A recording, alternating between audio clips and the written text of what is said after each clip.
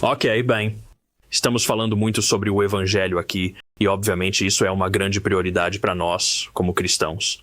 Queremos obedecer à grande comissão, queremos fazer discípulos e ensiná-los o evangelho. Existem organizações e pessoas evolucionistas teístas que disseram que se você tiver uma atitude hostil em relação à evolução, isso pode realmente atrapalhar a forma como você faz evangelismo e te atrasar. Então, quais são seus pensamentos sobre isso?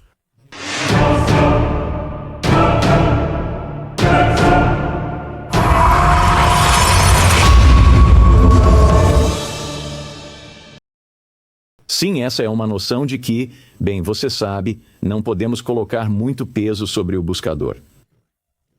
Essa ideia de que, sabe, temos que eliminar quaisquer ideias que eles possam não gostar e assim por diante. E se dissermos às pessoas que, bem, você precisa acreditar que a Terra é jovem e que houve um dilúvio global para se tornar cristão, e você tem que abandonar a evolução, o cristianismo envolve abandonar qualquer coisa que seja incompatível com as Escrituras. Sim.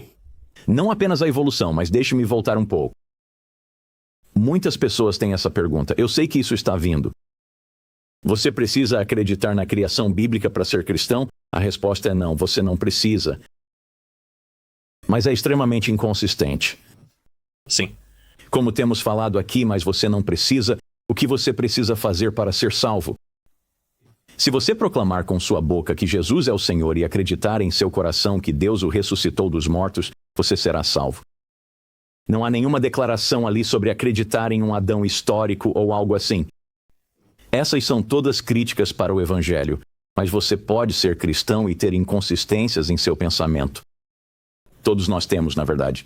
Inconsistências abençoadas, já ouvi chamarem assim. Como têm sido chamadas, sim.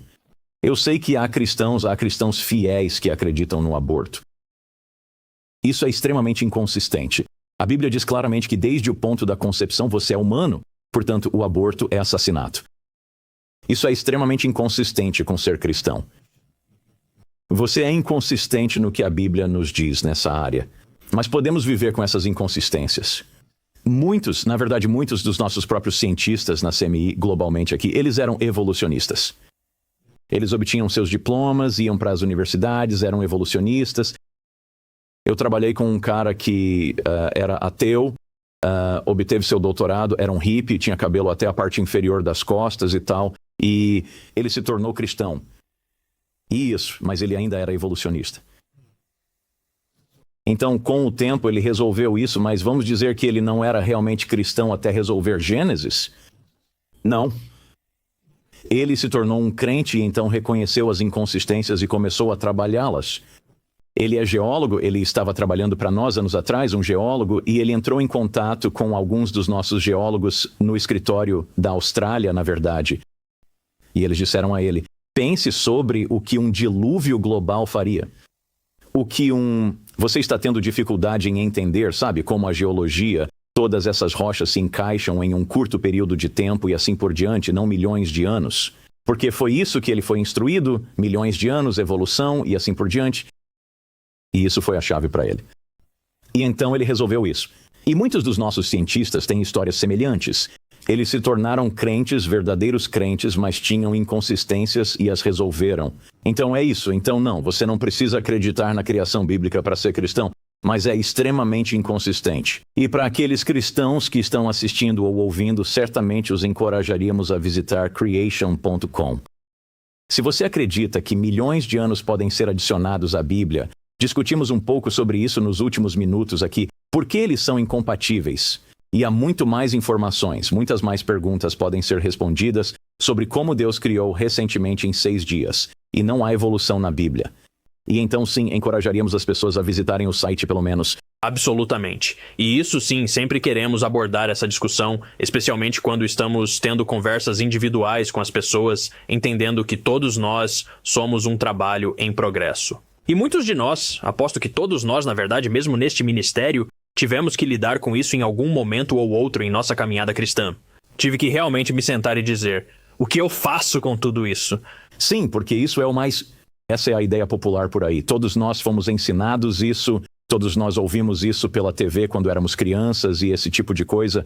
E então, sim, para se alinhar com a criação bíblica, você precisa trabalhar essas questões. Todos nós, como você disse, todos nós passamos por isso até certo ponto. Eu realmente gosto de compartilhar apenas a minha própria jornada com isso. Mesmo crescendo, eu amo dinossauros. Eu ainda amo dinossauros. A maioria de nós na semi-ama. Sim, exatamente. Então estamos no lugar certo aqui. Mas sim, eu me lembro mesmo crescendo, eu tive muita dificuldade porque eu entendia a criação bíblica. Eu entendia o que Gênesis dizia. Mas eu também estava lendo todos esses livros seculares sobre dinossauros que muito claramente dividiam. Ok, você tem a Era Mesozoica, você tem o Triássico, Jurássico, Cretáceo. E uma das lutas para mim mais tarde foi perceber que eu tinha duas histórias paralelas do mundo que coexistiam na minha própria mente. E não vou mentir, né? Foi realmente difícil reconciliá-las. E eu até tentei muitas das coisas que estamos falando hoje. Então eu não estou sentado aqui, nenhum de nós está sentado aqui dizendo você deve ser burro se pensa isso.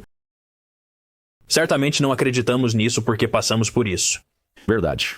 E é difícil, mas é um caminho que vale a pena seguir. E isso meio que nos leva à pergunta, porém, na sua opinião, você não sente que rejeitar a evolução significa rejeitar a ciência?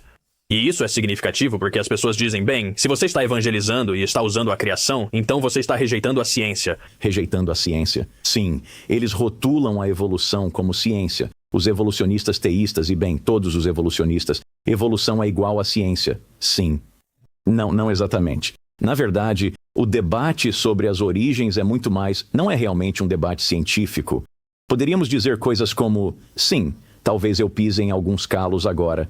Como eu estava dizendo, não é realmente um debate sobre a ciência. A ciência envolve observações. Você observa coisas nas rochas, nos fósseis, na atmosfera, nos oceanos, na vida, no não vivo e assim por diante. Você faz observações. Praticamente todo mundo concorda com as observações. Não há muito debate sobre o que está sendo observado. O debate é sobre a história que é aplicada às observações. Por exemplo, vamos pegar fósseis nesse caso. Quando alguém encontra um fóssil, ele não vem com uma etiqueta dizendo, sabe, oi, eu tenho 70 milhões de anos, e minha cor favorita é azul, e eu gosto de comer espaguete, e gosto de longas caminhadas na praia ao pôr do sol com meu amor, ou algo assim. Nenhuma dessas informações vem com o fóssil. É um fóssil em uma rocha. Não há muito debate sobre as observações. O debate surge com isso foi realmente enterrado há 70 milhões de anos? Ele tem realmente 70 milhões de anos? Ou tem 70 mil anos? Ou tem 7 mil anos? Veja, você pode debater isso porque não é observado. É uma história sobre o passado para tentar explicar como aquilo foi enterrado na rocha. E porque está no passado e ninguém observou o passado, podemos debater sobre isso. É aí que o debate entre criação e evolução acontece. Então não é um debate sobre ciência, é um debate sobre história. Ainda há alguns debates sobre ciência, mas sobre as observações. Esses estão fora do escopo para hoje. Sim, podemos fazer isso outra hora.